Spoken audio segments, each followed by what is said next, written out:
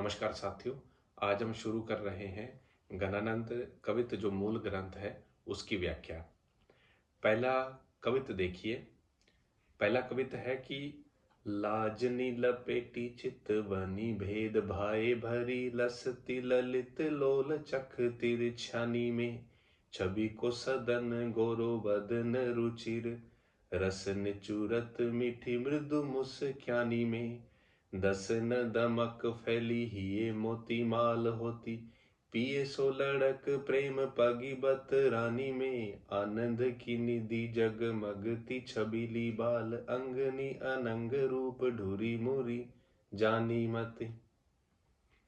तो यह गणानंद कवित्त का पहला छंद है जो कवित्त छंद ही है। इस कवित्त में गणानंद ने प्रेमिका का रूप वर्णन किया है। अगर रूप की बात करें तो रूप में नेत्र, मुख, भाल, मुस्कुराहट, उसकी वाणी और गति इत्यादि मुद्राओं का क्या है उल्लेख होता है।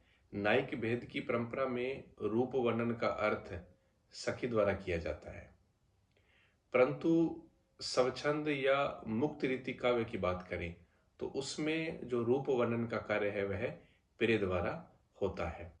जगन्नाथ दास रत्नाकर ने बिहारी रत्नाकर में रूप वर्णन में नायक की उक्ति को प्रमुखता दी है। रीति मुक्त रचना का इस प्रकरण से भी रीतिबद्ध रचना में भेद हो जाता है। फारसी का प्रभाव ही इसी के अनुकूल ठहरता है, तो इसलिए यहाँ जो रूप वर्णन की बात है तो वह रूप वर्णन किसके द्वारा किया जा रहा है, वो प्रिय द्वारा किया जा रहा है, न कि उस सखी द्वारा किया जा रहा है। तो अब हम बात करेंगे कवित्त में आए शब्दों के अर्थ की। जो पहला इस कवित्त का जो पहला चरण है उसमें शब्द आया है लाजनी। लाजनी लपेटी चितवनी भेद भाई भरी। लाजनी, लाजनी का अर्थ होता है लज्जा से। लपेटी, लपेटी यानी लिपटी हुई, लज्जा से लिपटी हुई। भेद भाई भरी, भरी होता है भरना, और भेद भाई यानी कि गूढ़ भाव, जो रहस्यात्मक भाव है, छिपे हुए भाव लिए हुए। लसती ललित लोल चख तिरछानी में। लोल यानी लोल होता है चंचल, जो चपल होता है। चख, चख यानी चक्षु, नेत्र। छवि को सदन गोरो बदन, बदन यानी मुख, चेहरा।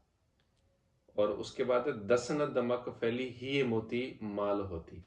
दसन दमक, दसन दमक यानी दांतों की दमक, जो दांतों की दमक है, जो चमक है, वो फैलकर हृदय या वक्ष तल पर मोतियों का रूप धारण कर रही है।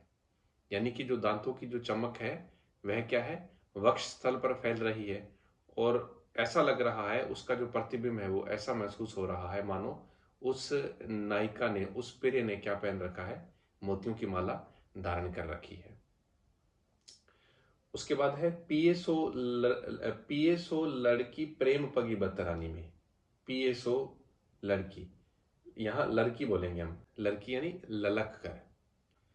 आनंद की निधि, आनंद की निधि, निधि यानी खजाना, जिसको कोष भी बोलते हैं। हालांकि यह जो शब्द है वह समुद्र के अर्थ में प्रयुक्त होता है, जैसे नीर निधि। इस रूप में यह शब्द पुल्लिंग ही है, पर यहां पर यह शब्द क्या है, स्त्रीलिंग में प्रयुक्त किया जा रहा है। उसके बाद आता है छबीली बाल। बाल यानी बाला, जो प्रेमिका है।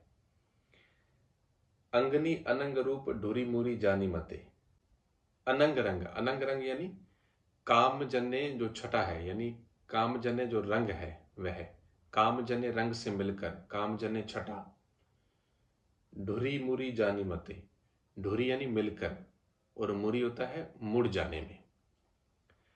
अब हम इस कवित्त की व्याख्या शुरू करेंगे।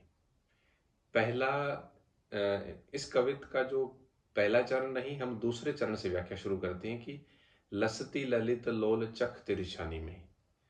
लसती ललित लोल चख तिरछानी में, अर्थात प्रेमिका जब अपने चंचल नेत्रों को तिरछे करके देखती है, जब वह अपने नेत्रों को क्या है, तिरछा करती है, तिरछे करके हुए देखती है तो वह क्या होती है, रमणीय जान पड़ती है, सुंदर जान पड़ती है।